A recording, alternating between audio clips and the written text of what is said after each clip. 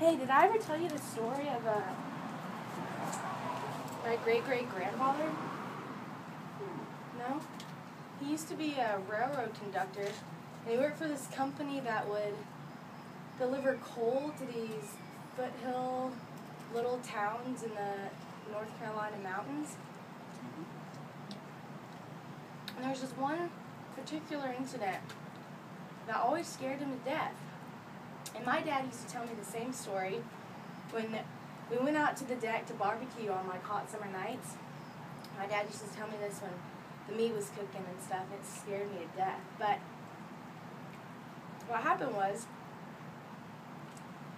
Mr. Hall, that was the name of my great-great-grandfather, he used to make this same route, same weekly route through these little towns. And there's one point in the tracks where the tracks would bend so sharply around the mountain you couldn't see what was on the other side. They always had to slow the train down to make sure that it wouldn't tip over while going around this really sharp bend. So one week, they'd slowed the train down just enough, they were making it around that sharp bend, and Mr. Hall looks up and sees on the side of the mountain that there's this woman standing there. And she's dressed in a white nightgown, and her face looks so flustered. She looks so sad but angry at the same time. Well, of course, it was too late for them to stop the train at that moment. So the whole following week, Mr. Hall obsessed over this woman. I mean, he had dreams about her. He couldn't stop thinking about her, what happened to her, what's going to happen to her. So the next week, they're making that same trek around this sharp bend. And of course, Mr. Hall sees the woman. And impulsively, he shouts to his whole crew, "We gotta stop this train. I gotta figure out what's going on with this woman. We gotta make sure she's okay." And Mr. Hall was a very bright man. He's really a great leader, but his impulsive nature would get his crew into some really bad situations sometimes. And his kind of first mate apprentice conductor was named Shorty Smalls. And Shorty Smalls was the complete opposite of Mr. Hall in every way. He was this just gnarly little gremlin-looking man, had no backbone, always tried to, sneak out of situations, blah, blah, blah. So when Mr. Hall shouted that he wanted to stop the train and get off to find some woman that no one else in the crew had seen, Shorty Smalls was like, "Mr. Hall, you can't do that, Mr. Hall. You're going to get everyone sick or something. The train's going to get robbed, blah, blah, blah." And Mr. Hall didn't hear anything of it. They slammed on the brakes. Took them a good couple of minutes to finally come to a complete stop. Mr. Hall jumps off the train, sprints up the mountain where he'd seen the woman, and she's nowhere to be found. So the whole mystery now is that who is the woman? Was she even really there to begin with? Or is Mr. Hall just going, a little crazy? So the next week, they're making the same trip, but they stop in the town before they get to the bend. And Mr. Hall goes up to the sheriff, who he found, of course, in the local saloon, and tells him, he says, "Mr. Sheriff, I think there's a woman up there in those hills who needs our help.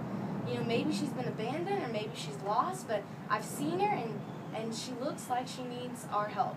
So the sheriff thinks, there was a woman up there, but we figured her husband either went off to war and she just gave up and decided to move on, and he got killed in the war, or he came back and decided to move her out of that hill country. But whichever way it went, none of the town folk were really that worried about it. So the sheriff and Mr. Hall get a search team together, which includes the barkeep, and some of his men and some of the other guys from the local town. They get a search crew and they go into the mountains and they start looking for this woman. And pretty soon they come across this cabin. And the sheriff says, yeah, that's the cabin where she and her husband lived. And I think they had a child maybe. So they go in the cabin and everything is disheveled. I mean, bookcases turned over, pots and pans still on the stove, like someone was working or cooking when something interrupted them. There had obviously been a struggle. But the sad thing was, there was no person in there. The woman was gone. There's no one to be found. The baby was gone, or the child that they thought she had disappeared. So by this time, all the men are getting real anxious. They're getting cold. They're hungry. They need another beer. And of course, the first one to wimp out is Shorty Smalls. And he says, "Mr. Hall, I can't do this anymore. This is ridiculous. We're on a wild goose chase." And And so he leaves the group and kind of huffs and puffs off into the woods, and he collapses on this big, thick log. And as soon as he sits down, the log cracks open, and Shorty Smalls screams and rushes back to the other men. And he shows up. Mr. Hall said he was white in the face, his lips were blue, his eyes were wide and bloodshot, and he looked like he'd seen a ghost. So Shorty Smalls takes all the men back to the log, and they crack it open a little bit more, and inside the log, they find the skeleton of a woman wearing a white nightgown and the skeleton of her baby and the crook of her arm. But the most interesting thing about it was that she also had two finger bones shoved in her mouth as if she'd bitten off these two fingers, the pointer finger and the middle finger, but it wasn't of her hand, it was of someone else. So immediately the barkeep sees it and knows what's going on. He says, "You know, Mr. Hall, there's a man in town. He's known as the local drunk. You know, he's done some time in jail for some crimes, petty stealing and things. And his name is Three-Fingered Jack, because the only fingers he has on his left hand are his pinky, his ring finger, and his thumb. And you know, everyone else just assumed he lost his other two fingers in a bar fight or a war of some sort. So immediately they all know that Three-Fingered Jack had something to do with this woman's disappearance. But the thing was, they had to find him. So they rush back into town. They go to the bar, because the barkeep said he'd been renting out a cot to Three-Fingered Jack for doing odd jobs around the bar here and there, you know. And of course, they go into the back room. All of the Three-Fingered Jack's belongings are gone. The cot and the mats have been folded up. There's no trace of him. Well, the sheriff says, "That's it, Mr. Hall. We're sorry, but the woman you found's dead. You know, her body will be laid to rest and buried with all the rituals, you know, she needed. But as for Three-Fingered Jack, who knows where he could have gone? He could have disappeared into the mountains. He could have picked a ride somewhere and gotten out of town, obviously." So, you know, Mr. Hall thanks everybody and gets his crew back on his train, and they're starting to go around that sharp bend again, and they have to slow the train down. And Mr. Hall is at the head of the train conducting when he feels three fingers come around his neck. Yeah, he can't turn around. He has a gun on the other side of his neck.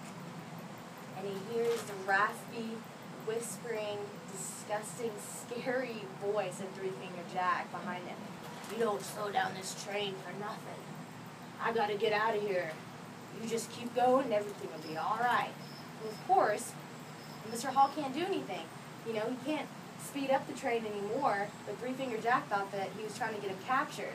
So Three-Fingered Jack, you know, shoves more coal in the engine, makes the train go a lot faster, and then they're coming around that bend, and Mr. Hall knows that it's going to flip over because they're going so fast, and he turns around on Three-Fingered Jack, and he's just paralyzed because behind Three-Fingered Jack, he sees the woman. And she grabs Three-Fingered Jack, and she thrusts him off the train, and his body is completely just torn apart on the tracks. His head just flies off the side of the mountain. So they pull the train to a stop, and Mr. Hall and Shorty Smalls and his crew jump off the tracks to see if they could save Three-Fingered Jack or salvage any of his body parts. And the only one that they could find fully intact was his left hand that only had 3 fingers.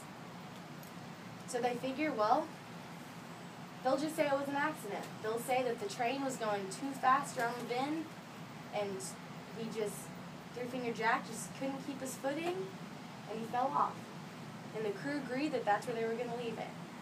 So a week later, nobody's really noticed that Three-Fingered Jack is gone. Nobody really cares. Mr. Hall and his crew are making their way around the bend again. Mr. Hall looks up, and on the side of the mountain, he sees the woman. But instead of being sad or angry or scared, she has her baby in her arm, and she's holding a handkerchief and a lantern, and she's just waving him goodbye. So whatever way you want to go with it, you got to think that Mr. Hall had something to do with putting that woman's spirit to rest, right? That's the story of Mr. Hall and Three-Fingered Jack.